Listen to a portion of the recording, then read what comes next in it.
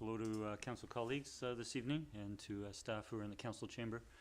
And we may have staff participate via Zoom as well this evening. And good evening to members of the public here in the council chamber and also who may be watching the live stream webcast. I'd like to acknowledge with respect that we're holding our meeting in the territory of the Saanich Nations. And we are grateful that our community is able to live, work, and enjoy these Saanich lands, and we look forward to continuing to work towards joint stewardship of these lands in the future. I'll turn to approval of the agenda. We have one additional item since the agenda was published last Thursday, and that is a piece of correspondence from Central Saanich Council regarding the Blue Heron turf field project, which will fall under 14A. If I could have a motion? Motion to approve as amended. Second. Moved and seconded. All in favor? None opposed. The motion carries. And we'll turn to our excuse me. We'll turn to our regular public participation period, where we provide an opportunity for members of the public to come forward and speak to council for up to 3 minutes. We'd ask that if you do come forward to please provide your name and municipality that you reside in, or your interest in Sydney. And for first time, I'll call if there are any speakers wishing to come forward. Please come forward. There's just a little button at the bottom of the microphone to make it live for you. You'll see a red light come on. Good evening, Mr. Mayor and Council. My name is Martine Kleinick. I am the Vice President of New View Homes based here in Sydney, as well as I am a founding member and continued board member of the nonprofit Orchid Dental Clinic Society operating here at the Sydney Elementary School. I'm here to speak to you on behalf of the owners of 2549 Shoreacres Road and the tree removal proposal that's on tonight's agenda, 13A. The potential futility of this based on historical precedent is not lost on us. However, we are here to enlighten with the hope that we can elicit discerning reconsideration from Council. Upon the purchase of 2549 Shoreacres Road, with the intentions of subdividing the parcel, the owners obtained an arborist report from a certified arborist that identified 4 Douglas fir trees on the property and listed tree 792 as being in decline, of fair, poor health, and poor structure. The report also recommended tree 792 for removal, and after receiving this recommendation, the owners then pursued the opportunity for a more environmentally conscious approach to developing this property, rather than traditional demolition. The recommended removal of tree 792 would allow for the lifting and barging, of the existing house to extend its life cycle beyond 25 years it's currently been in existence. It would significantly reduce the impacts on local landfills and recycling facilities, would significantly minimize the carbon footprint of these operations, as well as a plethora of other environmentally impactful pros that will be shared further with you by Nickel Brothers House Moving. New View Homes and the owners of 2549 Shoreacres immensely respect the measures the town has in place to preserve the existing inventory of protected trees here in the community, as well as for those that are in place to fulfill that preservation. However, the issue with the tree preservation bylaw number 2138, number 1663 before it, and number 1394 before it, is that they didn't exist sooner, and or they weren't as extensively upheld as they are today. The protected trees in this community existed unprotected for decades of their lifespan, and those years of lacking protection allowed for topping, extensive debranching, and other damaging works to occur. Today, the symptoms and repercussions of these past destructive actions plight the trees that the town is now preserving under bylaw 2138, as is the case of tree 792. 792 has been previously topped in its lifespan and has been significantly debranched, creating a risky sail canopy that is impacting its structure for years. It has previous limb failures, branch dieback, 10 plus centimeters of deadwood present, a swollen basal stem, and decay present on its east ocean-facing side. These are not the characteristics of a healthy nor strong tree, and the risks associated with leaving the tree are not a matter of if, but when. The existing bylaw 2138 is preserving many trees due to their species that are more akin to wounded soldiers from their years of lack of protection. These protected species all deserve to be in theory preserved. However, extensive considerations should be weighed towards the big picture. The subjectiveness in determining the current health and structure states and how these can be quickly deteriorated, the potential liable risks that are imminently posed to life and structure, and the positive impacts their removal could allow for. In the case of 792, the removal of this declining tree would allow for a more environmentally conscious demolition process, reduce the impact on landfills, reduce the carbon footprint of these works, protect adjacent life and structures, and trigger the planting of 3 new trees that will spend their entire lifetime protected under the tree preservation bylaws, which will hopefully avoid the need for reconsiders such as this one in the future. Thank you very much for your time. Thanks for coming forward this evening. I'll call for a second time if there's, please come forward. Good evening, Mayor and Council members. I'm with Nickel Brothers House Moving, and I've been involved in relocation of buildings for approximately 30 years. And your name, sir? Oh, it's James Connolly. Thank you, Mr. Cullen. Just for the record as well, I appreciate the diligence of staff in this regard, and we've been working over an extended period of time to try and put this project together. This is a remarkable house in terms of its value and also a value to our business as a viable business. We do a lot of affordable housing, and I wouldn't argue that this is a particularly affordable house, but it does allow us to maintain a sustainable business model. And I think it needs to be said for the record that we cut our teeth in Sydney. We were here for 16 years, and I still have a lot of participation in the town of Sydney. The town of Sydney, to their credit, was one of the first municipalities to come up with the deferential bylaw, which has spread beyond the town of Sydney, and that was traditionally to demolish a building. In those days, the demos were more extensive than one could imagine. It was 5% of the building permit, and then over the course of time, that permit was reduced to a permit of 1,000 if you demolish it, and 200, I believe, if you move the building.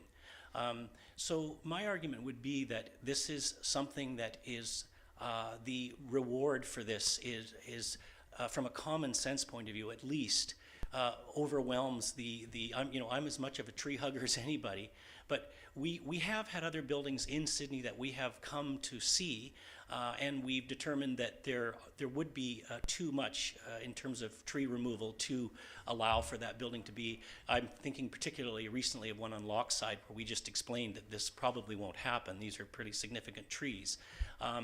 The other thing that I would like to point out is that this developer, to his credit and to her credit, these developers came forward with something we don't often get, which is sufficient notice to try and work these projects through. These are very complex projects. There's been a lot of money expensed to try and make sure that we can pull this off safely and effectively. So I would just say to you, it's great to be back in Sydney. We'd like to continue and be a good participant in the Sydney business community. So I just would hope that you give us some consideration here so we can, for our own purposes, maintain a sustainable business, because it is getting much more difficult to do what we do. Like yourselves, I mean, the complications are increasing and becoming more difficult all the time. So this is one that we feel is fairly straightforward, and we would certainly like to have this building removed so as to save it from the demolition. Recently, we were working with the CRD landfill, and they indicated to me that their cubic tonnage at present is over 200,000 cubic tons a year. That landfill's got 25 to 30 years left in it, and they have to get it down to 125,000 cubic tons. One of the things that, as I said, even though I would applaud staff, I also think that they're not taking in the larger picture, and that would include the CRD and the diversion that would take place with this building, which is going to approximate probably as much as 200 ton. So anyway, just please give us due consideration. Thank you for hearing us tonight. Thank you for coming forward with your remarks and your information. We appreciate it. Okay. Please come forward.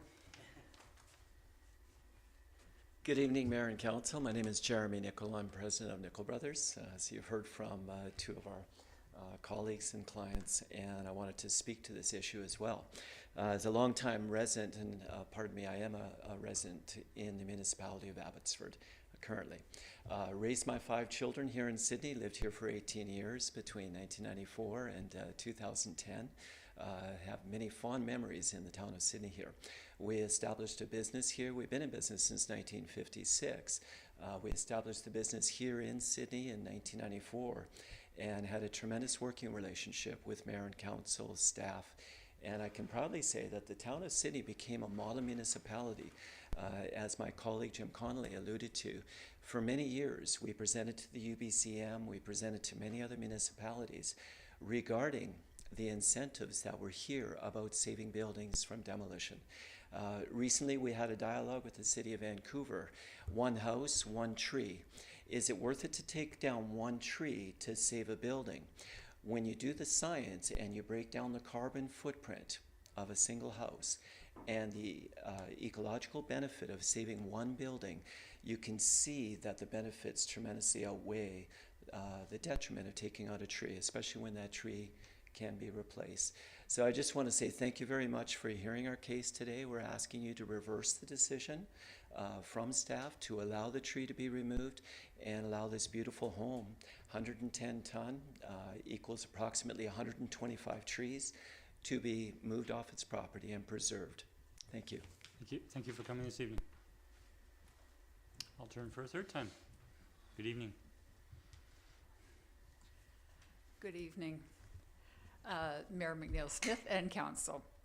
I'm Jocelyn Gifford, and I live on All Bay Road. I'm chair of the Roberts Bay Residents Group. I want to speak to agenda item 15.1, the email from Roberts Bay residents regarding fireworks and wildlife, dated November 18th, with the reply dated November 28th. The agenda package contains our email to Council and Ms. Clary's reply to us. We replied to Ms. Clary, but of course that would not necessarily be seen by Council, so here I am. The issue is the recent amendments to the fireworks bylaw, prohibiting family fireworks in a 200-meter prohibition zone around the two environmentally sensitive areas of Roberts Bay and Kelset or Ray Creek. Halloween 2022 was the first test of the amendment, and we were interested to see how things went in Roberts Bay and what the bylaw officers who were patrolling that night experienced. Our email outlines the issues we found. This is in the agenda item. I need to clarify that contrary to Ms. Clary's expressed suspicion, everything we heard, saw, and reported in our email happened on Halloween night between about 7 p.m. and 9 p.m. after trick-or-treating, not the weekend before. Ms. Clary advises that bylaw staff did not encounter a significant issue Halloween night. Roberts Bay residents, steering committee, and other neighbors did. This may be due to a difference in perspective about what constitutes an issue, and to the fact that at least around Roberts Bay, the fireworks were intermittent, lasting probably less than 10 minutes and then popping up somewhere else in somewhat scattered locations. When I went out myself to look for the location of explosions and lights I could see from my back deck, there was only silence until I came back home, and then there were 5 more minutes of explosions and lights. As Chief Mickelson pointed out in the staff reports, unpermitted fireworks are very challenging to enforce. Nobody would argue that. We believe that public education has the potential to be helpful. Roberts Bay residents and Friends of Shoal Harbor have been in touch with Ray Creek residents about planning a public information program to remind the community about the risks of fireworks that cause to wildlife, pets, and some people. We're aiming for Canada Day and Halloween 2023. We believe that as environmental groups in the community, we should take some role in educating the community about this. However, we also believe it's important for the fireworks bylaw to include the new CM Harbor All Bay environmentally sensitive area, which borders the bird sanctuary. include that in the fireworks prohibition zone. Rest Haven Park has been a hot spot for fireworks in 2022, both Canada Day and Halloween. Although inclusion in the bylaw won't fix the problem, especially if the town, it can help, especially if the town addresses the lack of signage there. Our email contains other recommendations, but I know that time is short in the public participation time tonight, so I'll leave it there. There's a lot more that could be discussed, but these are the most important things. Thank you. Thank you. I'll call for a last time. Please come forward. Mayor and Council, my name is Dennis Carlson. I'm here tonight representing the Sydney Community Association.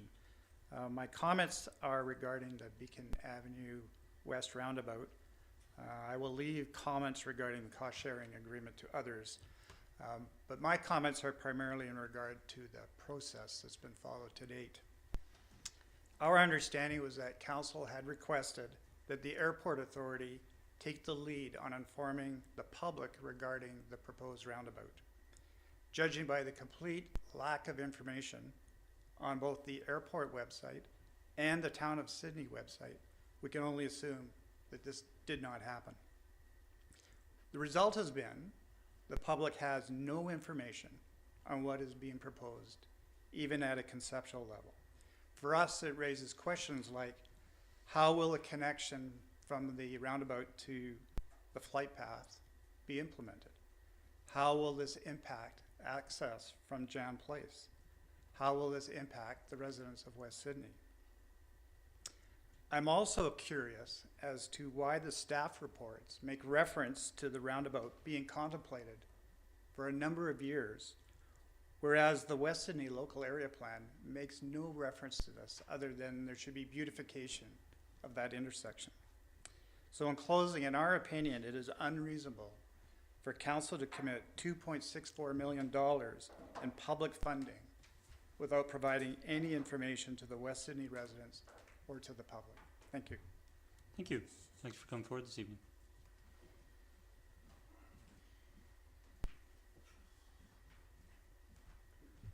So, good evening. I'm David Calverley. I am a resident of Sydney.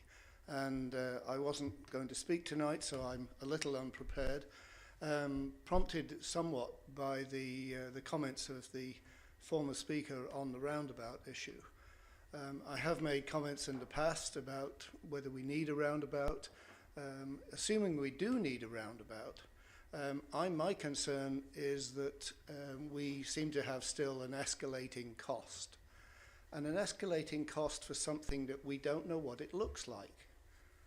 I think it's rather like I need to get to work. So a couple of friends and I, we get together and we decide to buy a Rolls-Royce concept car that, you know, we'd like to see and we'd like to buy and we'd like to use it. And hopefully my great aunt will die and will leave me part of the money. That's fine, except Rolls-Royce don't even show me what it looks like. I've also been on the website for the Airport Authority and for the town, and I can't even find like an artist's impression of what this roundabout will be, except it's going to cost $6.4 million. It's actually going to cost a lot more than $6.4 million. I think we can all agree on that. The only thought I had is, if my aunt doesn't die, and you know, I don't have the opportunity to buy the Rolls-Royce because, well, you know, we need to down-tune the thing. The question I would have is whether when we get to budget deliberations, can the town of Sydney actually back out of this agreement? Or am I locked into this Rolls-Royce? That's the only thought I have, because if you can't, really you're buying something totally sight unseen for an unlimited amount of money. Assuming you do go ahead with the agreement, by the way, I see the one that's in the agenda package is dated to be signed sometime in September, last September. I think it probably needs editing, because I don't know whether you want to sign something in retroactively. You're going to, if you do approve it. The other thing is, unfortunately, Her Majesty the Queen has died on September 8th, so you may want to date it after that date. Thank you very much. Thank you. Thanks for coming forward. I'll call for last time if there's anyone wishing to come forward. I think everyone in attendance this evening has come forward, so thank you. We appreciate it. I'll now close public participation, and we'll move to item 4B, which is long-term recognition awards for our town employees, and I'll call upon our Chief Administrative Officer, Mr. Humble, to do the presentation.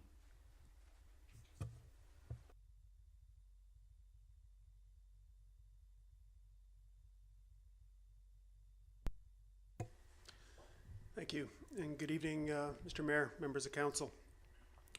So it gives me great pleasure this evening to present several members of town staff with Long Services Awards. It's every year at about this time, we are provided the opportunity to recognize employees who have served the town of Sydney for over 10 years.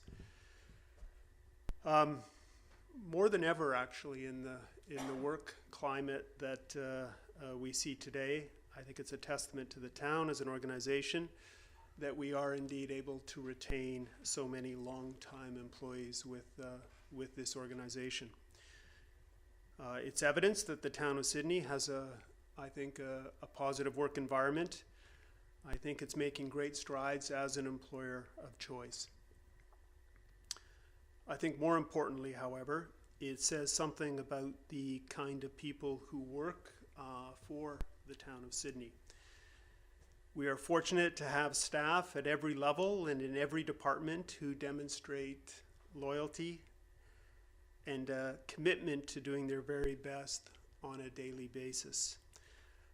I always see staff going above and beyond, and they're always producing positive results.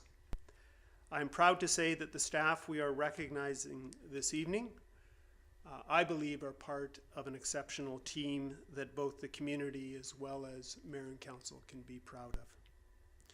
So, Mr. Mayor, if you don't mind joining me at the podium to recognize this evening's Town Staff Long Service Awards. And we have a few folks that are here this evening to receive the award in person. So, the first employee being recognized this evening began working for the town in 1994 as a laborer. In 2008, he became the town's purchaser and inventory controller in public works. Please join me in recognizing Greg Collins for 25 years of dedicated service with the town of Sydney.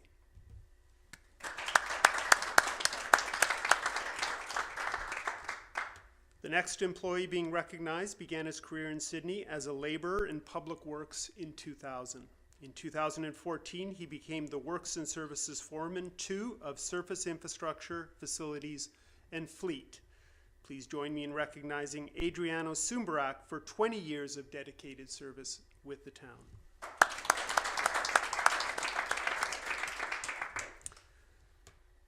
Our next employee began her career in 2006 in Development Services as our Municipal Planner Approving Officer. In 2007, she became the Manager of Planning, and in 2019, the Senior Manager of Current Planning. Please join me in congratulating and recognizing Alison Verhagen for 15 years of dedicated service with the town. Alison, do you mind joining us up here? I'll let you present that. Congratulations, Alison. Congratulations, Alison. Oh, okay.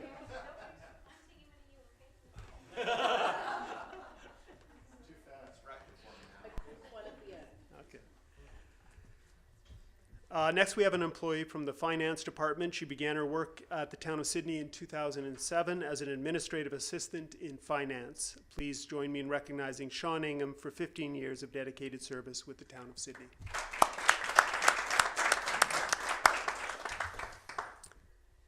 The The next employee began his career with the town after serving for many years as a volunteer firefighter. In 2012, he was hired as the deputy chief, and in 2014, he became the fire chief of Sydney's fire department. Please join me in recognizing Chief Brett Mickelson for his 10 years of dedicated service with the town of Sydney.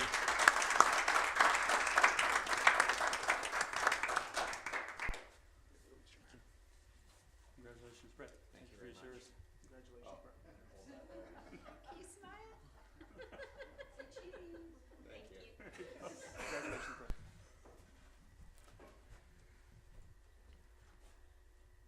Next, we have an employee that was hired in 2012 as the GIS technician, database administrator. Please join me in recognizing Jesse Joe for his 10 years of dedicated service with the town of Sydney. This next employee began his career with the town in 2012 in the Parks Department in the position of gardener irrigation. Please join me in recognizing Alan Osland for 10 years of dedicated service with the town of Sydney. Finally, this next employee began working for the town in Public Works in 2014 as a laborer. In 2019, he became a charge hand in underground services. Please join me in recognizing Mike Zumbrack for 10 years of dedicated service with the town of Sydney. So thank you, Mr. Mayor, members of council. That concludes our staff recognition awards for 2022. Thank you. Thank you, Mr. Humble.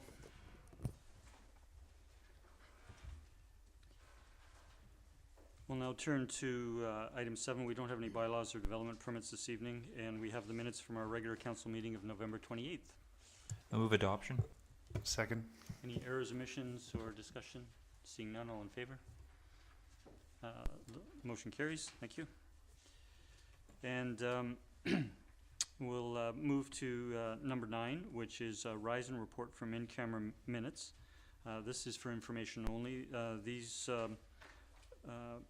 information arises from council in-camera meetings held on November 14th, 21st, and 28th regarding 2023 citizen appointments to various committees, commissions, and boards.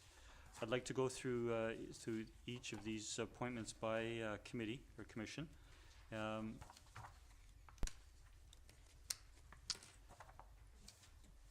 The first is the Advisory Planning Commission. The Advisory Planning Commission has 9 citizen appointments as members, and the first 5 individuals that I wish to name have been serving 2 or more years on the commission, and council has appointed them for 2-year appointments to continue until December of 2024, and they are Andrew Tidman, Kelly Bull-Tomer, Bernadine Vandermeer, Clarence Bolt, and Lucina Beryluk.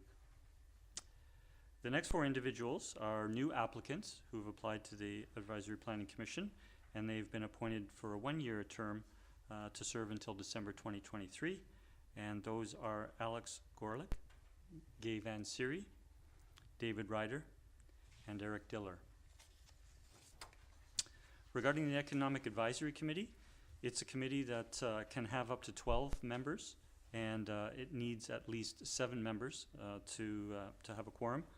And currently we do have 7 member appointments continuing, and we have an 8th member from a representative from the Sydney BIA, which will be announced at a soon to be held our future council meeting.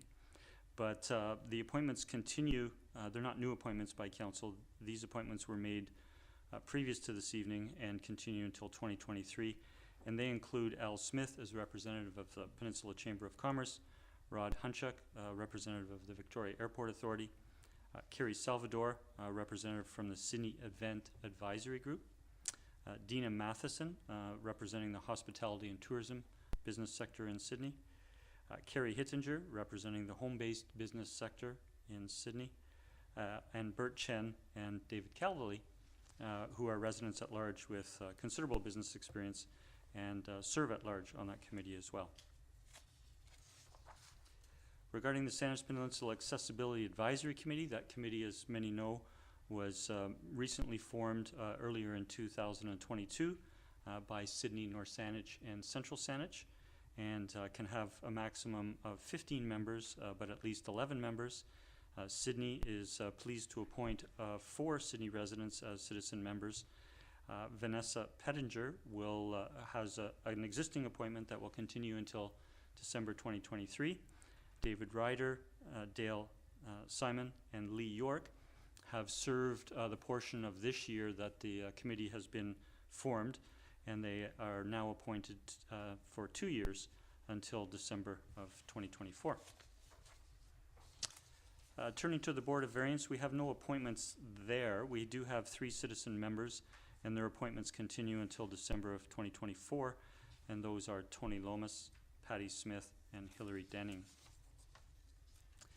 For the CRD Peninsula Recreation Commission, we have 1 citizen appointment, and we're pleased to reappoint Karen Frost for 2 years till December 2024. Karen has been serving over the past 2 years. Regarding the Victoria Airport Authority Board of Directors, Charles Lavallo has a current appointment that continues and expires in December of 2023. And the Town of Sydney, with regards to the second Sydney nominee, has forwarded nominees to the VAA. The process is a little different for these appointments to the Victoria Airport Authority Board.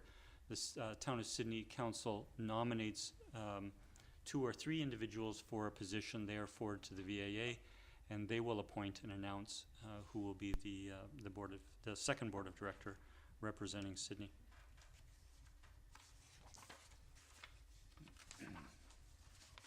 We have the Victoria Airport Authority Noise Management Committee, and we have 2 individuals, 2 residents, Larry Powell and Teresa Salomon, who will be serving 1-year appointments until December 2023. And the last is our official town crier. Based on a policy that has been in place for several terms in Sydney, Council may appoint a citizen as a town crier for the term of our council, and we are appointing Kenny Podmore to continue as official town crier for our term 2022 to 2026. I want to finish with a number of thank yous. I want to thank those who there's a handoff here. Point of information, Mr. Mayor. I do have the Saanich water and wastewater. Okay. Probably stuck together here. Just work for this. Thank you. And so we do have the CRD Saanich Peninsula Water and the CRD Saanich Peninsula Wastewater Commissions. We do appoint an individual to serve on both of those bodies. They're of course related, and within the CRD, and we're pleased to appoint Carice Pinches for a 1-year appointment to December 2023. Thank you, Councillor. And I'll now finish with some thank yous. I want to thank those who are partway through serving in their appointments and will be continuing for the balance of those. I want to thank those who've been serving and are reappointed to continue serving. Thank you for your past service and continuing to serve. We want to thank the new applicants who've come forward this year and have been appointed. Thank you for your interest and commitment. And we want to thank those who applied but were not appointed. The quality of applications made decisions difficult for council. And lastly, I want to thank a number of individuals by name. I'd like to thank John Crowhurst and Douglas Watt for serving on the Advisory Planning Commission for the past 2 years. I would like to thank Denny Jelena for serving for the past 6 years on the Advisory Planning Commission. And we'd like to thank Wendy Everson for serving for the past 6 years as one of Sydney's representatives to the Board of Directors of the Victoria Airport Authority. That concludes the Rise and Report from our council and camera meetings, and we'll continue on our agenda. We don't have a mayor's report, any council reports, or any committee reports this evening. I'll next turn to staff reports, and we do have 3 this evening. And the first is item 13A, which is the request for tree removal at 2549 Shoreacres Road. And I will turn to staff for an introduction, please. Good evening, Ms. Clary. Good evening, Mayor and Council. Staff reviewed the tree removal application submitted by the applicant at 2549 Shoreacres Road. When reviewing the trees on site, we found tree number 791 to be in poor and declining condition, so we approved that tree removal. However, we found tree number 792 to be in fair condition. So there was some disagreement in the visual inspection between the arborists. This property is part of the new ESA identified in the new OCP. And part of that, the OCP was putting a higher value on environmental aspects of the property, including tree preservation. So this is a significant shoreline Douglas fir tree. So because of all these factors, town staff decided to procure a third-party detailed analysis of the tree. This included ultrasonic testing and drill resistance testing of the tree to determine if the tree was in as poor of health as the developer's arborist found from a visual inspection. Overall, the third-party arborist found the tree to be at a low risk and in fair health. They did recommend some pruning, and they recommended to keep an eye on the tree after major storms. However, we did have a very significant windstorm last week, and the tree is still standing, and it has stood where it is for many, many years. And I'm here to answer any questions if you do have any. Thank you, Ms. Clary. I'll turn to colleagues if there are any questions on the staff report. Seeing none, thank you again, Ms. Clary. And Council, we do have a staff recommendation, and I will turn to Council's wishes.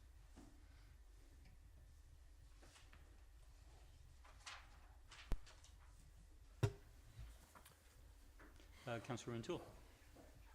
Thank you. I'm prepared to move that the request to remove the Douglas fir tree number 792 from 2549 Shoreacres Road be approved.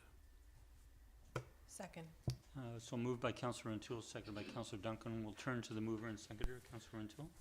Yeah, thank you. I'll acknowledge I'm keenly interested to hear my colleagues' thoughts on this item, and I have not come to the point where I'm comfortable with the motion I've put forward. Having said that, there seems to be a tremendous amount of logic behind the presentations we received this evening, as well as that included in our package.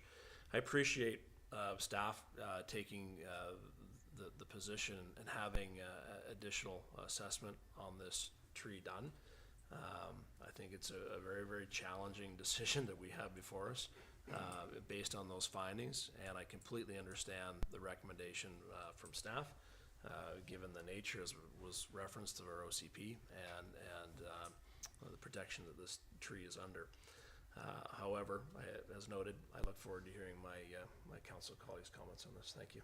Thank you, Councilor. Councilor Duncan?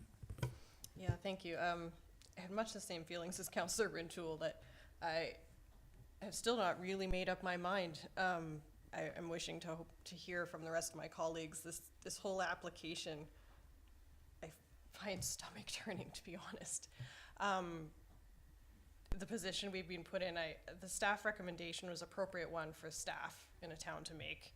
And the fact that it has come forward to us, because as politicians, sometimes our jobs appears to be the bad guy. In either decision we make, we are bad guys here.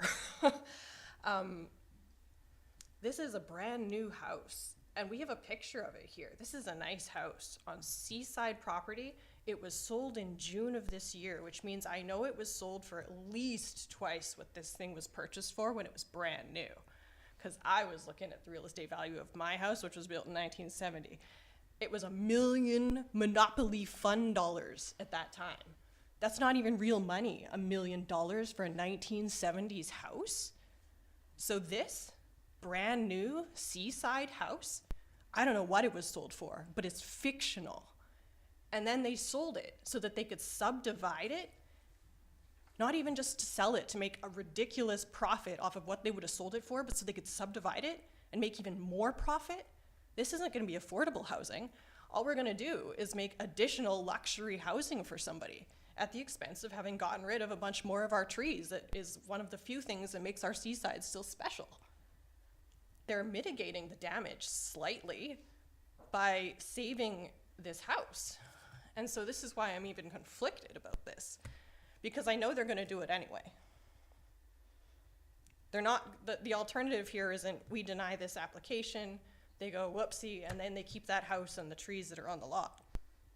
They're going to find a way to make money because they spent a ridiculous amount of money for this property, which means the alternative is they demolish it, and like you said, they're going to put it in the landfill, which punishes me because I have to live in a municipality or in a region that will have a full landfill within my lifetime because of people making decisions like this.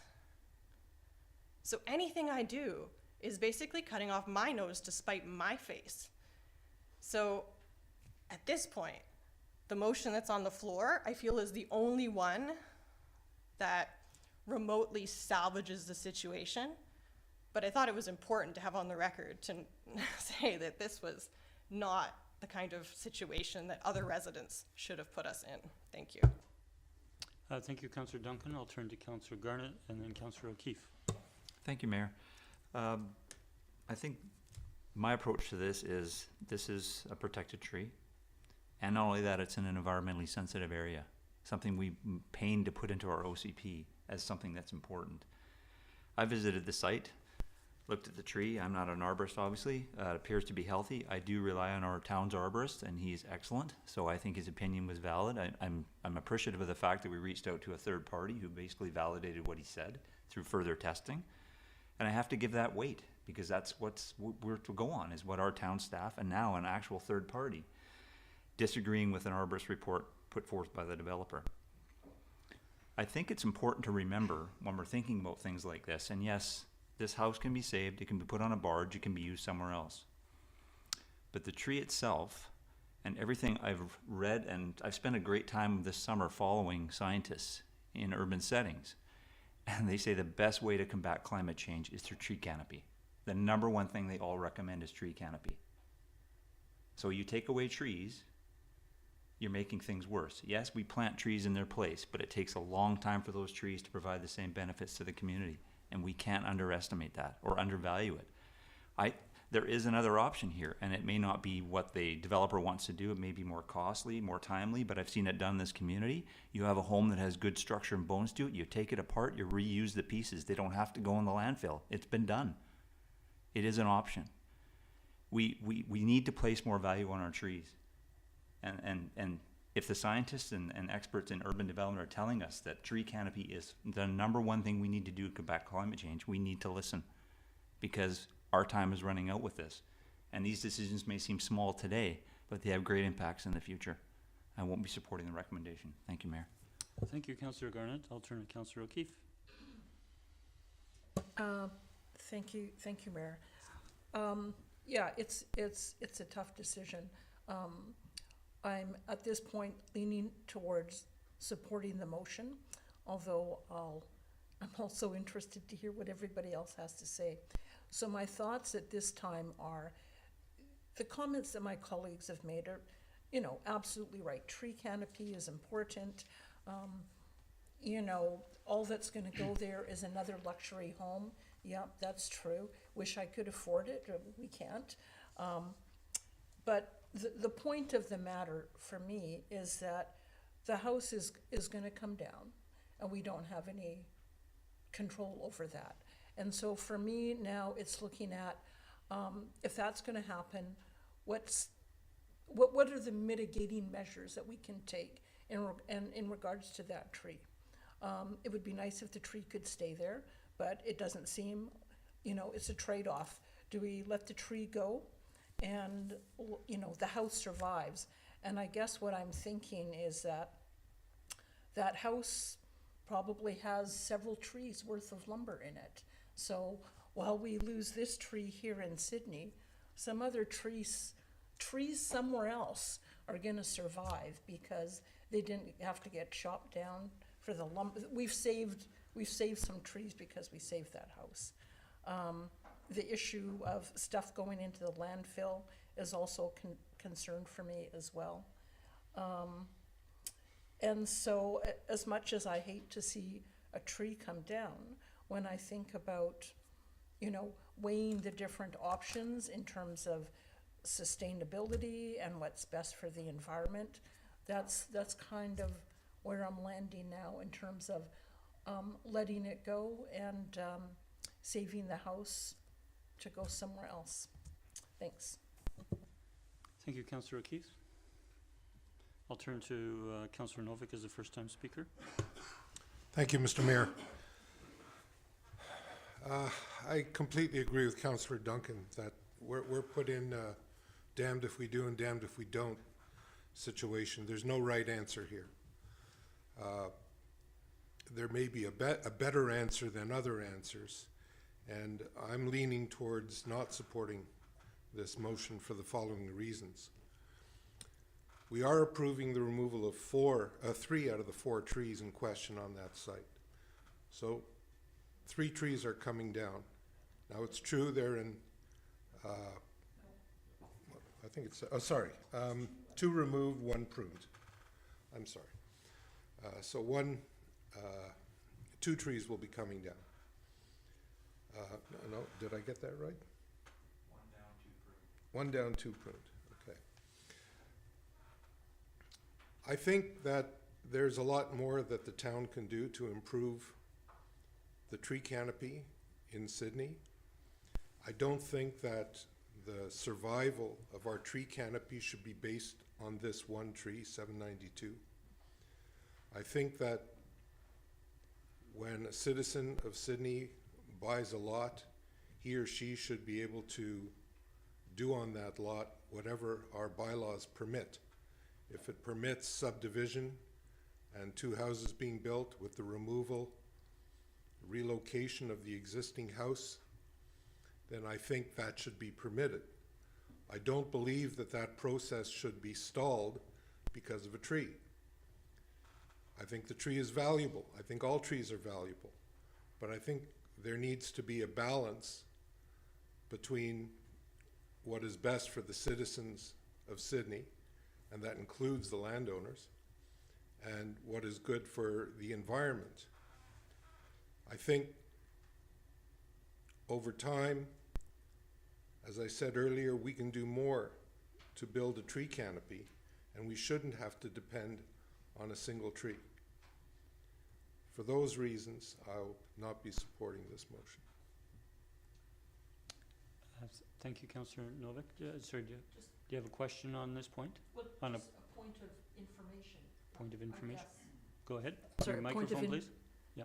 Yeah, I was just wanting to, my understanding is that the motion on the floor is to approve the taking down of the tree. So I was just wondering if Councillor Novak, in your argument seemed to support saving the tree, but you were opposed to the motion. So I just wanted to clarify that the motion is to remove the tree.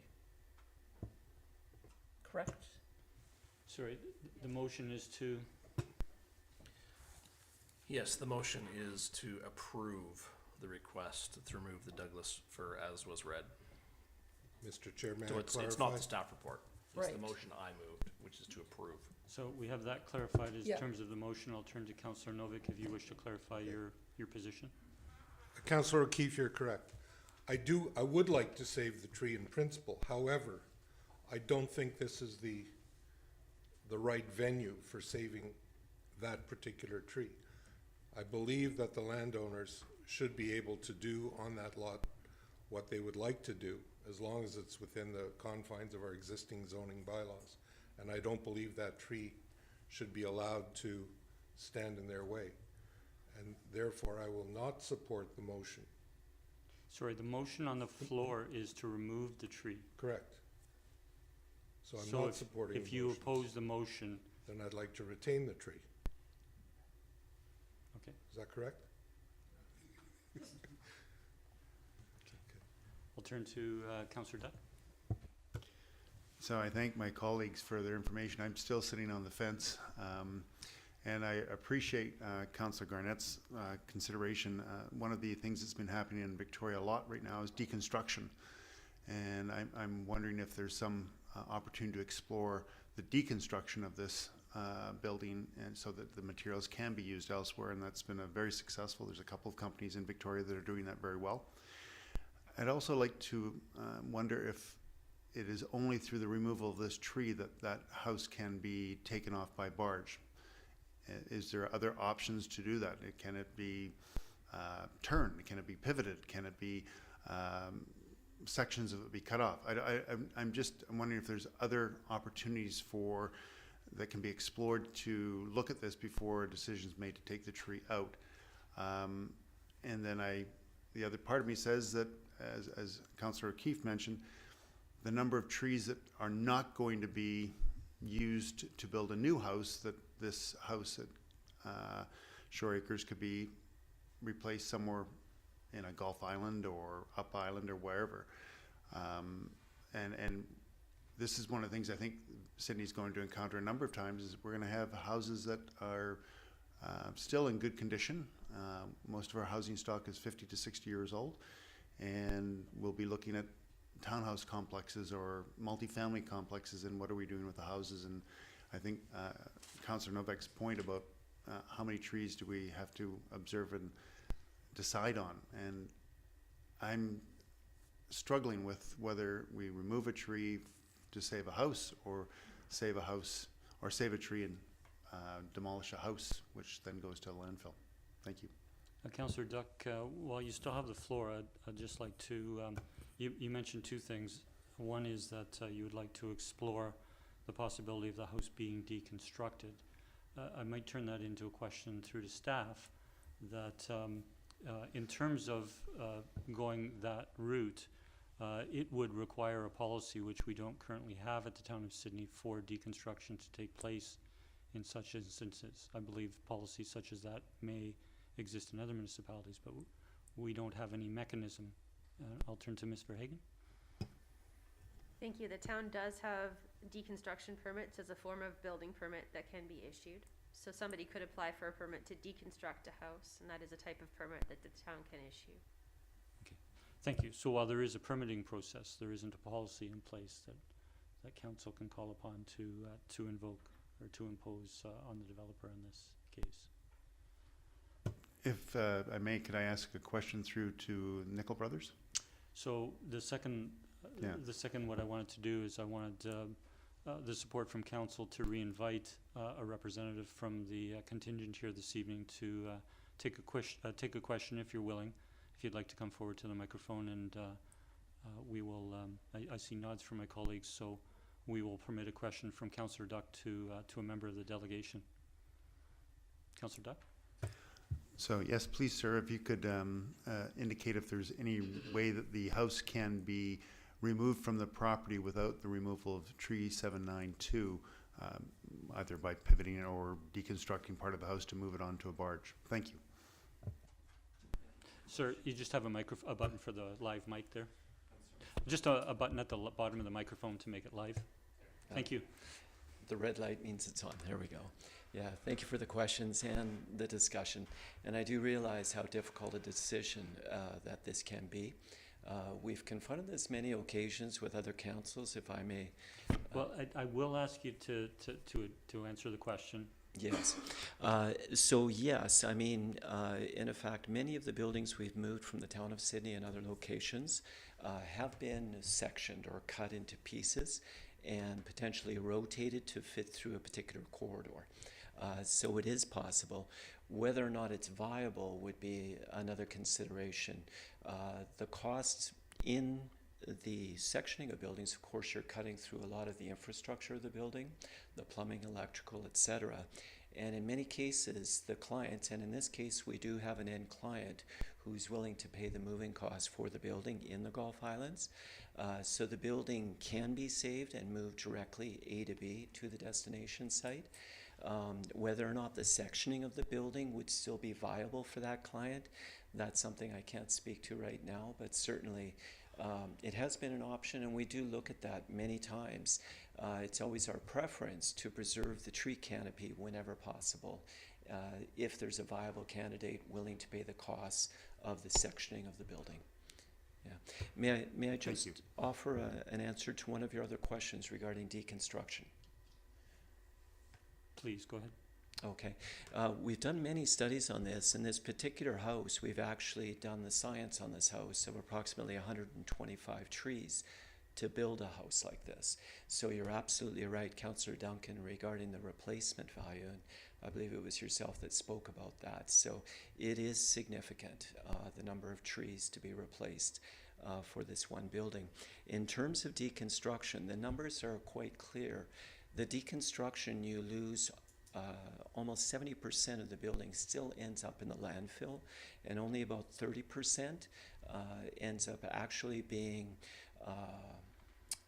saved and resold. And so, you know, in the hierarchy or the triage approach that the province is currently looking at implementing, building relocation is at the top of that triage approach, because you're relocating and you're saving, reusing up to 90% of the building's materials versus deconstruction, which is around 30%. Thank you. We appreciate you coming forward. Councillor Duck, you still have the floor. I'm good, thank you. Okay, thank you.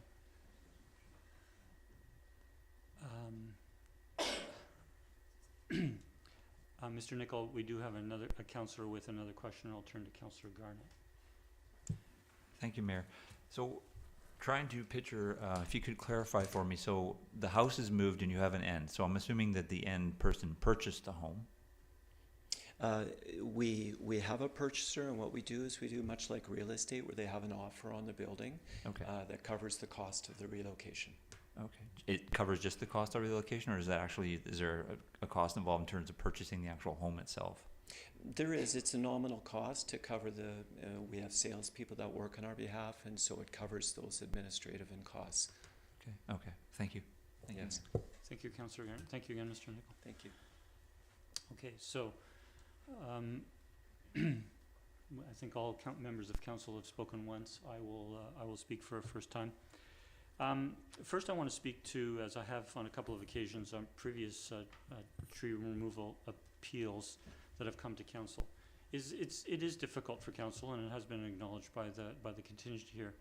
But one of the reasons it's difficult is because when it comes to the health of the tree, council fully appreciates what our bylaws are in terms of tree preservation bylaw, the implications and so forth. We've gone through a very thorough official community plan review and comprehensive update. But what happens is when we have arborists who work for the town of Sydney and arborists who are third parties working either for the proponent or engaged as a third party, members of council are not arborists, and we don't try to become arborists. We have to accept the information that is provided to us, but in effect we are put in the position as council in an appeal situation that we have to make a decision based on the reports that we find.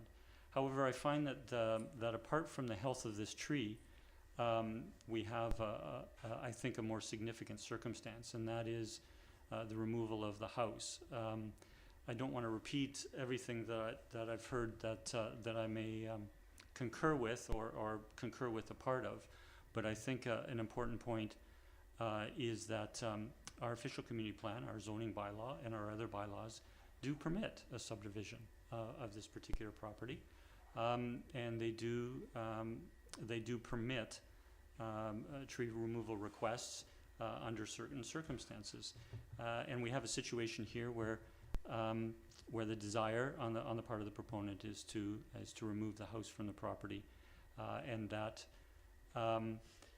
under the circumstance that they've presented to us requires the removal of a tree. We have heard about possible deconstruction or partial deconstruction to move the house. A council can appreciate that there are economics involved with every project, some of which has been further clarified this evening with, if the house was deconstructed to reuse the materials, what is the potential value of that? And we accept that as information. And so while these might be more expensive homes on our waterfront, we have a range of housing in Sydney, and the proposal has come forward does meet our bylaws, with the exception of being able to remove a tree to save a house. So the proponent unless they decide otherwise, on deconstruction is looking to move forward to remove this house and go to the landfill. And so while I appreciate the arguments put forward with regards to colleagues on the importance of tree canopy, I think in this particular instance that the environmental impacts of removal of the tree versus demolition of the house favor retaining the house for the overall impact on the environment. A comment about the tree replacement of 3 to 1, which is in our tree preservation bylaw, and the fact that if 3 trees are planted today, they're not going to immediately replace the tree canopy that this particular tree is contributing now. But having lived in the community for over 20 years now, a little over 20 years now, we can see a number of projects. And I'll just use the Shoal Center as an example, which was a demolition of a building and trees. And when we look at the 10 trees that are fronting on that property about 10 years later, and they're 2 stories high and have very large tree canopies, there is more tree canopy there now than there was 10 years ago. So it does take time, and I don't know whether it took a full 10 years or what time period, what the trade-off was, but it is not that we are losing, completely losing, tree canopy in projects such as this. The intention with our tree preservation bylaw is that there will be a replacement in a reasonable period of time. So I do appreciate the points from council, but my consideration is primarily for the environmental impacts, given what the proponent is permitted to do under our bylaws in this situation. So I believe we've all spoken for a first time. I will allow any member of council who wishes to speak for a second time, and then we will call for a call to question, unless there are further questions of staff. Seeing none, I'll call the question. All in favor? Opposed? Councillor Duck is opposed, Councillor Garnett is opposed, and Councillor Novick is opposed. The motion carries. Thank you. Thank you, council. Thank you, staff. And thank you to the proponents for coming forward this evening.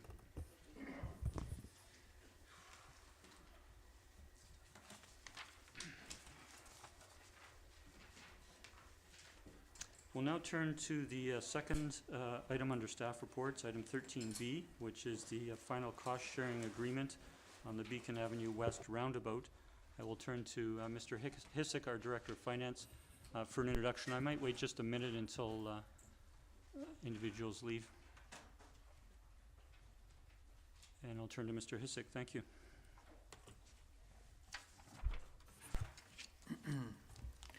Thank you, Mr. Mayor. The purpose of tonight's report is to update the cost-sharing section of the agreement to reflect the latest negotiations with our funding partners. All other aspects of the agreement were approved in principle before and have not changed since that time they were considered. The fact the project has reached this stage is a testament to Council's understanding of and support for this important traffic improvement project, which has been on the books for, I would say, nearly 2 decades, going back to the Petro-Canada proposal. We've been able to confirm that the previous budget estimate of 6.4 is still the anticipated upper limit for the project, and this is now based on a Class A estimate, which is the highest level of engineering estimate prior to tender. The town and the VAA have agreed to fund equally the portion of the budget above the first 5.5 million, which has previously been agreed to according to the 40-40-20 cost share formula between all 3 parties. We're still optimistic about our grant application, but won't know whether or not we've been successful until February, March of next year. If we do get the grant, it will significantly reduce the internal funding commitment for all 3 parties. Any grant funding would be allocated between the parties according to the table in the report, which reflects the overall project contribution of the 3 parties. So North Saanich has, at the staff level, have certainly acknowledged that the inherent fairness of that revised grant allocation formula is appropriate, given their decision to cap their contribution. With that, I will open it up to any questions. Thank you, Mr. Hissick. I'll turn to colleagues if there are any questions regarding the report. I'll turn to Councillor O'Keefe. Thank you.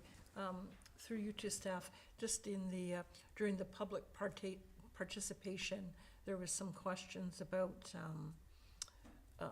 how long the need for the roundabout has been in existence, and comment that it wasn't mentioned in the West Side Local Area Plan. I can't remember off the top of my head or not if it was, but have we had, I'm trying to remember if it was in recent parking studies, or going back, 10 or 20 years as well, other studies or plans in terms of the need for the roundabout. As mentioned earlier, Councillor, it goes back to an old proposal from, I would say, over 20 years ago. The original idea was a roundabout where the current alignment of Sterling is. Since that time, there has been considerable development in the area, and recent traffic studies have identified this particular need to improve traffic flow in the area. So there was, I forgot to mention, a fairly detailed concept drawing provided to Council on June 20th when this was first considered, showing the design of the roundabout. And since that time, the detailed design has further refined that concept. Thank you, Mr. Hisik. Councillor Keefe has the floor, and then I'll turn to Councillor Duncan. Yeah, just one more, just to address some of the questions in regards to communication out to the public about the project, and I gather. Sorry, is this? I'm just interjecting. Is this a question through to staff? Yes. Sorry. Thank you. Yes. And comments that we haven't. There's not a picture out there. We don't know what it's going to look like. And I guess my question through you to staff is, I presume, is that because we're still been going through the design phase of the project to figure out exactly what it's going to look like. So it would be premature up until now to post something, and that once that's confirmed, then something would go out to the community. Thank you, Councillor. Well, as mentioned, there was a drawing included back in June. Perhaps we could have thrown that concept onto the project page, and we will do so. But the thing is, the concept was approved in principle as far back as then. I don't think we're really in the discussion phase of whether this makes sense or not. Since June, we've been working on this cost-sharing agreement on the assumption that this project had full support and we were moving ahead with it. That's what we've been doing. And yes, the detailed design is constantly changing under the careful supervision of our professional engineering team, who will ensure that this project is built according to town standards and all of our needs are fully met. Thank you. And just one more on the communications front. I understand from staff that once the project moves forward, that there will be a considerable communication strategy that the town will supplement with what the airport is doing as well. Is my understanding correct on that? Yes, Councillor, as noted in the agreement, there is a communications protocol. We will coordinate and roll that out, with the town playing a key role once this is at a certain stage. And tonight's stage of this cost-sharing amendment approval is a big hurdle to overcome. Okay, thank you. Thank you, Councillor Keefe. I'll turn to Councillor Duncan. Thank you. My understanding of this proposal as it stands is the same as staff's, that we've discussed this and we've approved multiple times this project over the past term. So as a returning member of council, this is familiar to me, this project, and what the state of the discussion and where we've got to. And possibly simply because I've also been looking at the reports and seeing the reports, and so that I can know what the roundabout looks like in my mind is because I would have read those, but they were not necessarily up and very readily available to the public unless the public has known each of the meetings that we've spoken of this. And so I believe Councillor O'Keefe's questions about It's just ensuring that these are easier to find for the public, and then on our website would be a good idea, because the public doesn't remember and has no need to and shouldn't have to remember every time we've spoken about this in council to go through and see where it's being presented to us before. So I guess my question through to staff was also, was this discussed as part of the gateway proposal as well when that came through, as this roundabout? Initially, was this one of the traffic improvements that was going with that proposal, in addition to, I remember the pedestrian overpass was being discussed in a bus loop. And I seem to recall that there was, initially when this came forward, it was very project-based. And I'm just wondering if I'm remembering that accurately, because I know that got an awful lot of attention, you know, through the residents, so. You're right, Councillor. It was part of the gateway proposal, and it's at that particular time that the decision was made to move it further to the west instead of the original alignment of Galaran.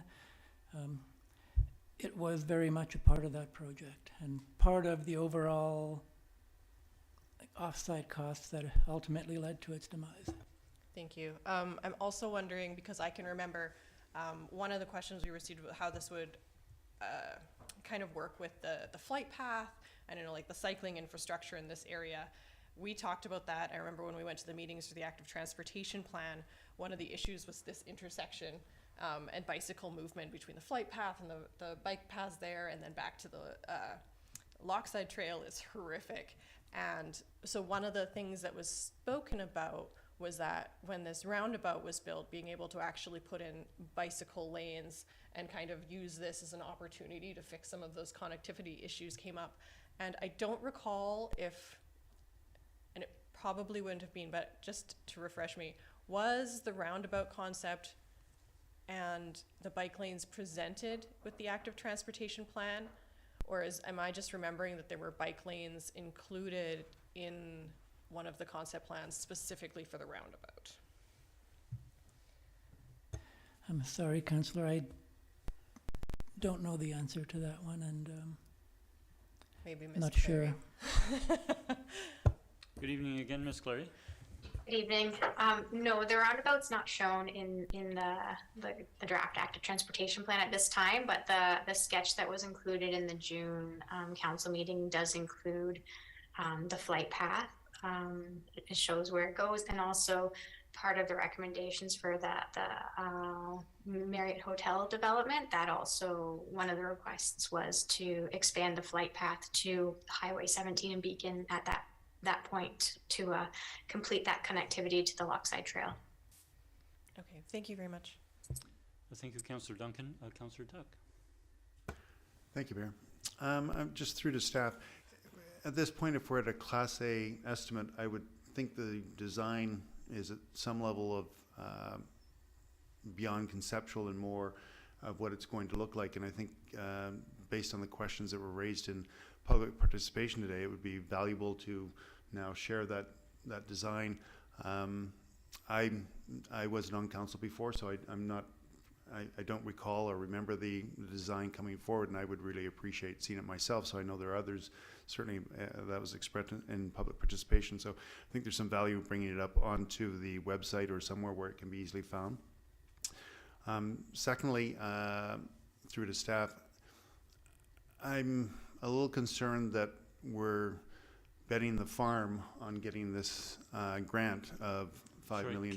Councillor Duck, if you can hold the comments until deliberation and Okay. pose your question. Yep. Thank you. Thank you. Seeing no further questions of staff on the staff report, we do have a recommendation. Councillor Rintoul. I move the recommendation that the Beacon Avenue West Roundabout cost-sharing agreement be approved as amended. Moved by Councillor Rintoul, seconded by Councillor Novick. I'll turn to the mover and seconder first. Yeah, thank you, Mr. Mayor. I remain comfortable with the status of our agreements with our partners on this undertaking. This project, this piece of infrastructure, stands to address improvements that benefit West Sydney residents, West Sydney businesses, airport tenants at large, as well as North Saanich residents and future commercial developments. So it's a partnership, I think, that makes sense and is collaborative in nature, and it's addressing a piece of infrastructure that, by my recollection, we have seen clearly reported through WAT traffic studies as part of a failing section of infrastructure in the town of Sydney. Thank you. Thank you, Councillor Rintoul. Councillor Novick? I concur with Councillor Rintoul.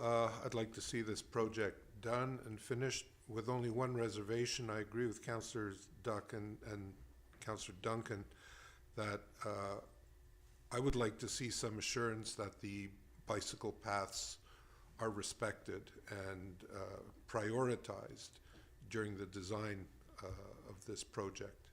That's all. Thank you, Councillor Novick. We'll turn to Councillor Duck, then Councillor O'Keefe. So I'd just like to come back to my comment regarding the risk.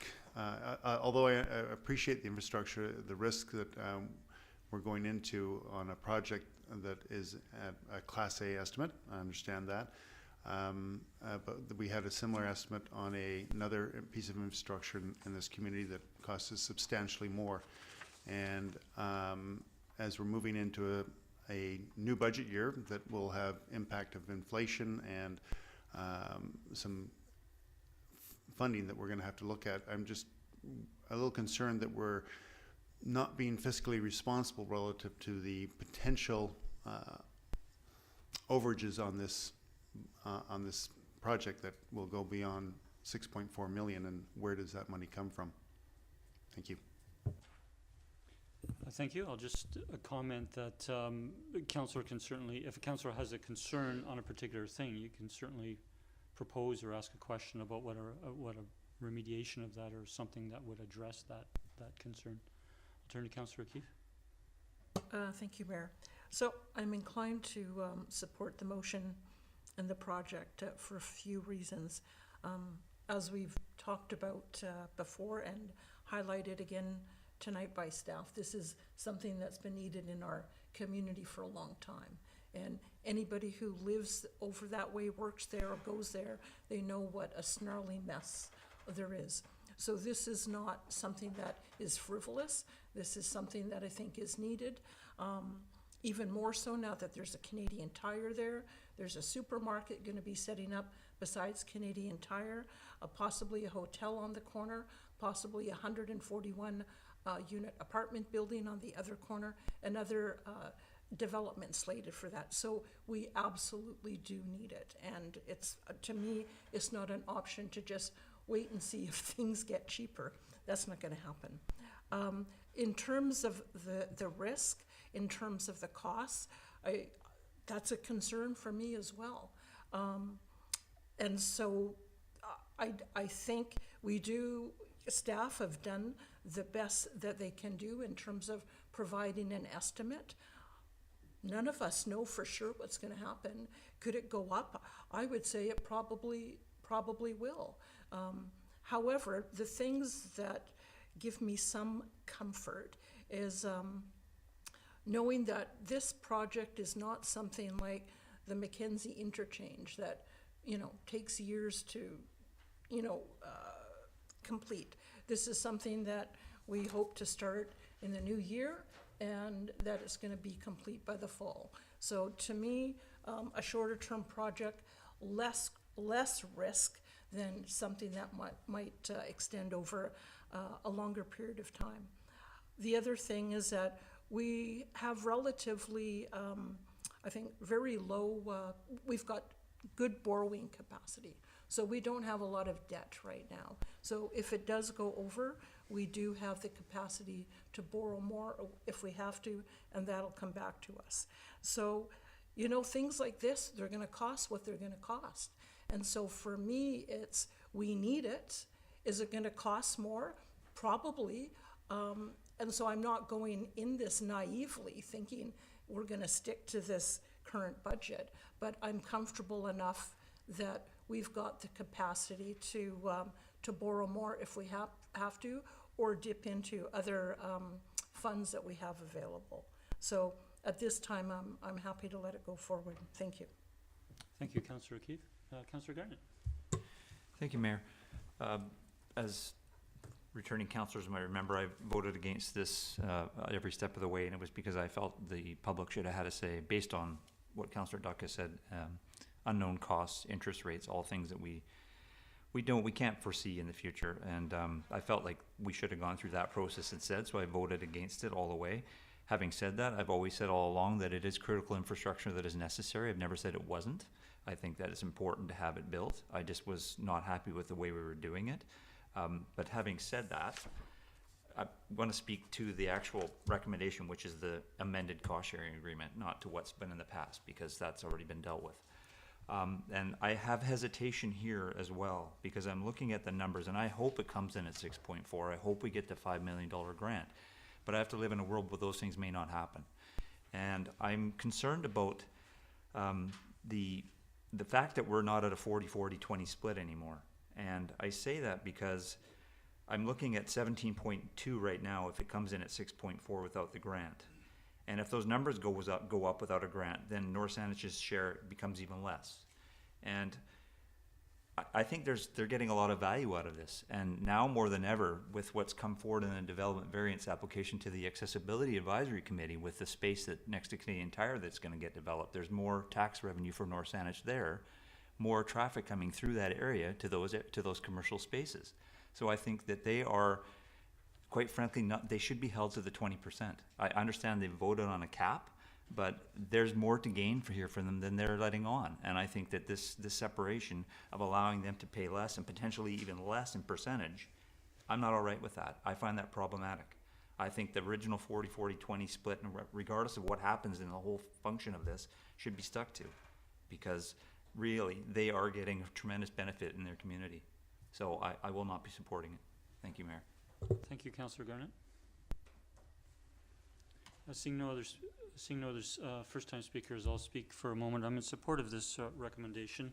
I think it's been established this evening and at previous meetings that the need for traffic circle in this part of our community goes back almost 20 years to a commercial development that was going to happen on the corner of on the 2 acres on the corner of Beacon Avenue and the highway, and that was a rezoning. And given the location of the rezoning, it was a requirement to go before the province, and they were involved in terms of the requirement for a traffic circle there.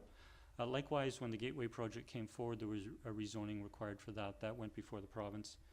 And the detailed designs of the traffic circle, the additional turn lanes, north and south onto Beacon Avenue West, the realignment of Sterling, that was all completed, and that project was approved and approved by the airport. And the proponent decided after sometime, I think between 2 and 3 years, not to move forward on the project given the offsite costs. In terms of, and so what we did at the beginning of our term, or what we initiated at the beginning of our term, was the three-way partnership. And that commenced with approximately $65,000 that we contributed 3 ways to do the long-term traffic study from Beacon Avenue West from the Pat Bay intersection along Beacon Avenue West, McDonald Park Road, all the way to where it meets the highway again, and then all the way from the intersection at Mills Road down to West Saanich Road, because there was commercially developable lands in Sydney and in North Saanich on lands not owned or operated by the Victoria Airport Authority, and developable lands on airport lands. We saw the methodology used in that study in terms of forecasting what anticipated increased traffic would look like, and the report came out and recommended that the realignment of Sterling and the traffic circle be done at this time, or when we received it in the spring of 2021, I believe it was. So I think the need for the traffic circle has been well documented. As I recall, and I'll turn for staff for confirmation, that when we had that discussion at the June meeting referenced earlier this evening, when we initially, the three parties moved forward and approved the initial agreement, the design of before that, when we received the parking study, the long-term parking study, The traffic circle that was included in there, I believe, was the design from the Gateway project. Just as an example, it wasn't said, it didn't say that this was going to be it, but that was a design that had been done and was shown to us at that time. I believe that's correct, Mr. Mayor. Yeah, I'm just going to turn to Ms. Clary as well. Ms. Clary? Thank you, Mr. Mayor. So the concept from the Gateway project was included in the traffic study, but Watt also did a concept sketch for a double lane roundabout as well. So both of those were included in the Watt study from April 2021.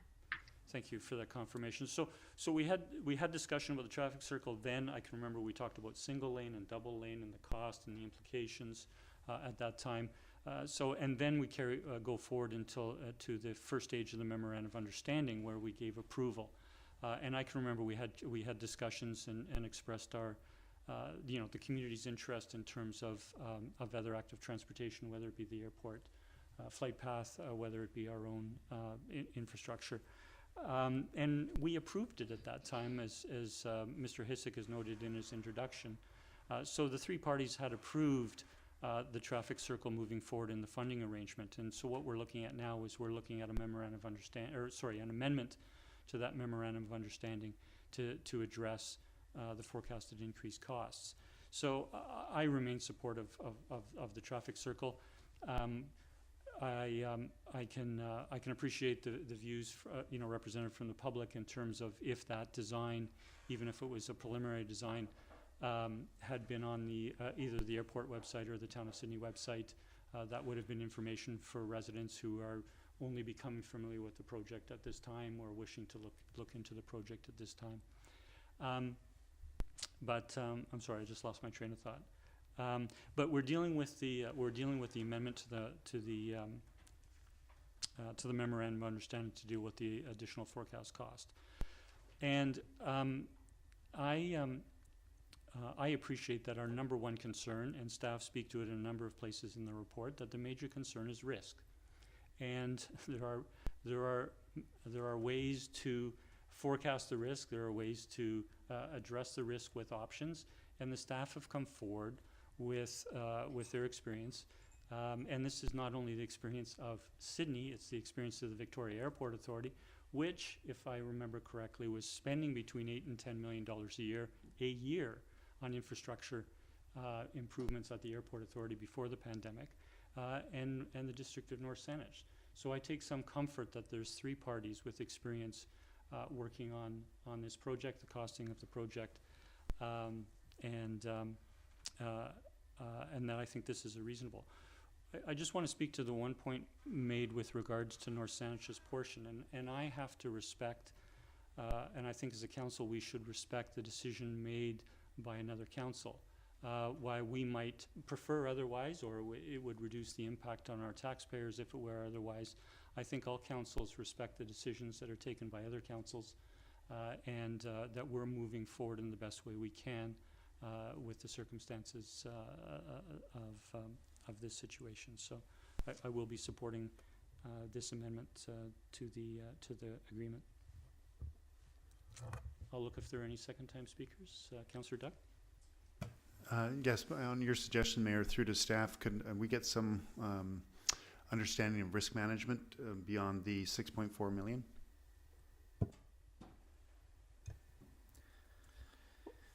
First of all, I'd like to point out the concept design drawing from June 20th is now on our project website.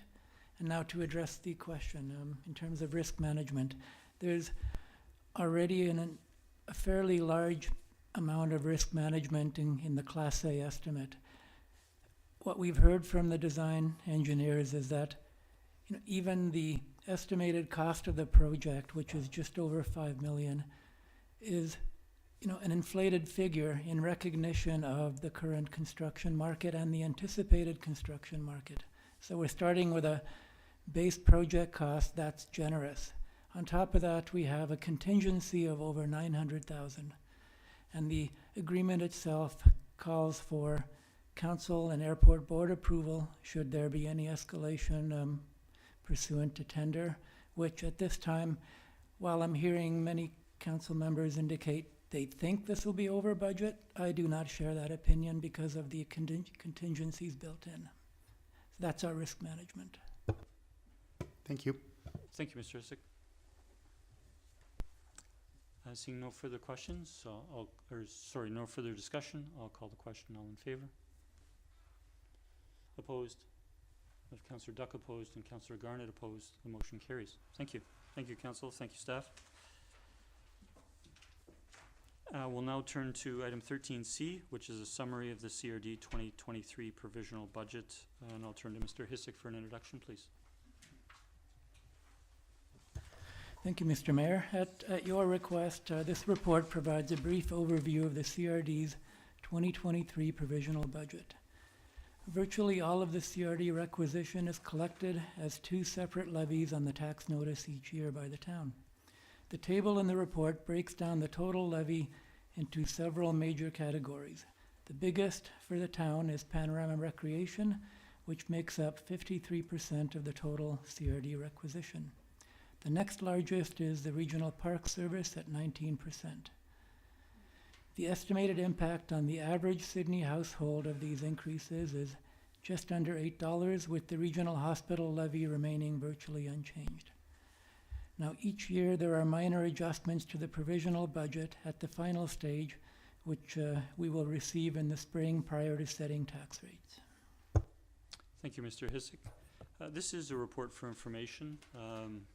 I am council's and the municipality's representative on the CRD board, and I think council is aware, perhaps our new colleagues, that the CRD proceeds with CRD approves a provisional budget generally in the month of October. It was done a month earlier this year because of the election. Changes may occur between that time and final presentation and approval by the CRD board in the month of March. So this is information we've taken from the CRD budget. It was a much longer document than this, at about 1,000 pages or in excess. I would be happy to answer any, or turn to Mr. Hissick on any higher level questions, or we could certainly get the information for council members. I'll turn to Councillor Novick. Thank you, Mr. Mayor, and through yourself to Mr. Hissick. Do we have any idea of what the percentage of use of the Panorama Rec Center for Sydney residents is? We're paying a pretty big chunk of their operating cost, and I'm just wondering what percentage of our populace uses the rec center on a regular basis or has membership, or however it might be measured. Through the chair to Councillor Novick, I do not have that information before me. The Panorama Recreation is shared essentially between the three Peninsula municipalities, and it's based on population and assessment base and not on usage between the three jurisdictions. I'm sure Panorama could provide some level of user data, but at this time I don't have it. Thank you, Mr. Hissick. I'll try to be helpful in a small way, not having the information before me, but the Commission approves the approximate $10 million annual Panorama budget, and the Panorama has had a general target of 50% of revenue coming from user fees of the facilities and approximately 50% from requisition from the residents from the three municipalities. In terms of the proportion from the municipalities, it is based on population and assessed values. So it is a formula that is deemed to be proportional or representative for the three municipalities, if that helps at all. Thank you, Mr. Mayor. You're welcome. I'll turn to Councillor Duncan. Thank you, and I just, because I'm on the Saanich Peninsula Wastewater Commission, I also thought I'd throw in part of the revenue that we get for our wastewater system is from the rec center, because part of the heating system for the rec center comes from the spare heat from the wastewater from our plant, and so the pool heating comes from that recovery as well. So we kind of recover costs and integrate them in different ways to supply public services to the municipalities through that. Thank you, Councillor Duncan. Councillor O'Keefe. Thank you. Not really a question, just a comment, I guess. And just my appreciation to yourself and staff for kind of pulling it together, because I think there's a fair amount of mystery about the CRD, and our money goes there, and what is it for? How is it used? And so I think it's good to have pulled this together to show how, you know, our money that citizens here send to the CRD, how that gets apportioned out. So just, yeah, thank you for that. Thank you, Councillor O'Keefe. And with that, I would look for a motion to receive. Councillor Duck. So moved that we receive firm information, please. Second. We have it moved and seconded. Any further discussion? Seeing none, all in favor? The motion carries unanimous. Thank you. Thank you, Mr. Isick, for bringing that forward. So we're now turned to correspondence, and we have the item under 14A, which is the Blue Heron Turf Project. And I'll remind Council that we did receive, as additional correspondence this evening, a letter from Central Saanich regarding a motion that they passed at their council, and that could certainly be questioned. Sorry, I'll turn to Mr. Humbles. Were staff going to provide a brief introduction, Mr. Humble, or we see what the recommendation is, but? No, Mr. Mayor, the correspondence speaks for itself. Thank you. Yeah, and that makes sense given the recommendations. So, if council members have any questions with regards to the correspondence, or if you can put a motion forward and we can discuss during deliberation. Councillor O'Toole. I'll move the recommendation that the request be referred to the 2023 budget deliberations and invite the Peninsula Soccer Association to make a presentation. Second. Moved by Councillor O'Toole, seconded by Councillor Duck. Councillor O'Toole. Yeah, thank you. I think we saw a similar request recently from SD 63 around infrastructure funding requests for recreational facilities. We've signaled, I think, to the community and to our partners that this will be a challenging budget cycle, and indeed it will. But I would certainly encourage Peninsula Soccer Association to come forward and present to council and provide some details, particularly around the composition of their participants as well, and in terms of giving us a clear idea of Sydney residents involved in their programming, be it at the youth or adult level. Thank you. Thank you. Councillor Doug. Nothing to add. Thank you. Councillor Garnett. Thank you, Mayor. Yeah, I wonder through you to staff if we could add something there. I want to be able to have them to have the information available the night they present, and rather than have to ask them, put them on the spot and may not have it. When they speak under number 7, environmental impact, I would love to know if they can find out what materials are involved in the makeup of the product they're planning on using. That would be a question I would ask of them, and if to give them a heads up, maybe they could ask that question before they come for their presentation. Okay, I could turn to Mr. Humble with the suggestion. Would it be appropriate to amend it to request environmental assessment information, or? Sorry, I missed the, what was the request, Councillor Garnett? Yeah, sorry, no, they have a section under environmental impact, Right. and my question would be to them, what is the composition or makeup of the actual turf? And they may not have information at hand that night, so it'd be nice to give them the advance warning. That would be a question they might want to have information for. If council could maybe put that through, or add it to the motion, or make a second motion, and we'll include that in the correspondence when we reach out to them to come forward. Well, rather than create a very long sentence, why don't we approve this motion, and you can certainly do it as a motion arising. Okay. Yeah, that's good. Thank you. Councillor O'Keefe. So a motion arising, can I? So there are amendments where we can No, move so, and amend no, I this. was gonna go to the motion provided by Central Saanich. Okay, if you want to speak to it. So we have a motion on the floor. Oh, sorry, yeah. To do this. Yes, sorry. If you want to Yes. propose a motion arising, we can certainly do that after this motion. Right, I yeah, will sorry, certainly turn to yep. you. Okay, further discussion on the motion on the floor. Seeing none, I'll call a question. All in favor? None are opposed. Motion carries unanimous. Thank you. And I'll first turn to Councillor Garnett. Yeah, can I move the motion that we add, that, does the corporate officer need me to repeat it, or are you okay with it? I'm pretty sure I can come up with something. Something to affect that when the Peninsula Soccer Association comes, that they provide some information to you regarding the composite of the material, what the material is made of, Yeah, that they're going to be absolutely. using. Yeah. Perfect, thank you. We have it moved, seconded by Second. Councillor Duck. Wish to motivate further, you've spoken to it. I'll call the question, all in favor? None are opposed, thank you. And I'll turn to Councillor O'Keefe. Sure, I'll try this. That staff be directed to refer the request from Peninsula Soccer Association to the next Peninsula Recreation Commission meeting, as the project is of mutual benefit to all three municipalities on the peninsula. Well, second for discussion. Councillor O'Keefe? Thank you.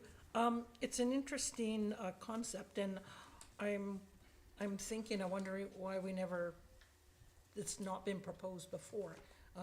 Having been involved with the Peninsula Soccer Association for a number of years, most other municipalities provide soccer fields for their soccer clubs. So I think Peninsula Soccer is one of the few, maybe the only one in the whole CRD where they're responsible for, they built their own field, they paid for it, they maintain it. And so this is, it's a significant benefit to the entire community on the peninsula. When I look at the other facilities that Panorama provides for recreation, there's the Piranha Swim Club, they have a swimming pool, there's the Lacrosse Association, the Hockey Association that have facilities at Panorama. And so the one thing that's missing is in a soccer field. And so it seems to come under the umbrella of our recreation services. And it kind of makes sense. I would imagine there'd be a fair bit of negotiation that would need to go on, because those are lands owned by the Memorial Park Society. But it seems to be a fit. And I think it's something that we should at least explore it. Thank you. Thank you, Councillor O'Keefe. The seconder? Yeah, thank you, Mayor. I'll support the motion. I think it just reinforces what's already happening. I mean, this has been referred to the Recreation Commission already by the Central Saanich initiative. I would yield to the insight, of course, from our Panorama commissioners who may have some further thoughts on this. But having said that, this gives them the opportunity to have that discussion at the PRC table. So I'll support the motion. Thank you. Councillor Garnett? Thank you, Mayor. Just a point of clarification, I'm pretty sure the rec center doesn't support the baseball. Thank you.